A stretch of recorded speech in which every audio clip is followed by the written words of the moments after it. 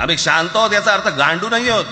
शिवसेना म्हणजे आता राज मी तुला असं माझ्या सोबतच घेतो, कारण आपण तेव्हा एकत्रच होतो, आता सुद्धा पुढे एकत्र चाललेलो आहोत. माननीय बाळासाहेब ठाकरे आणि माझे वडील श्रीकांत ठाकरे हे इंग्रजी मीडियम मध्ये शिकलेले आहेत. या दोघांवरती तुम्ही मराठीबद्दल शंका घेऊ शकता का?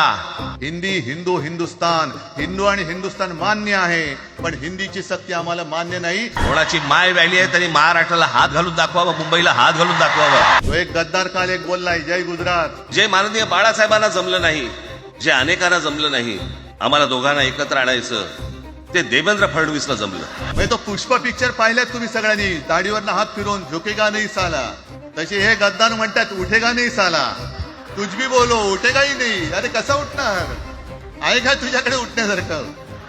म्हणजे विचार मी म्हणतोय. तुमच्या हातात सत्ता असेल ती विधान भवनात,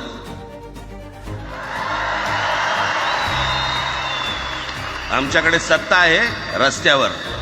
मराठा मराठेतर, ब्राह्मण ब्राह्मणेतर, 96 कुळी 92 कुळी, स्पृश्य अस्पृश्य, खाटी कोकणी, हे सर्व मतभेद भेदाभेद गाडून मराठी माणसाची भक्कम एकजूट बांधा.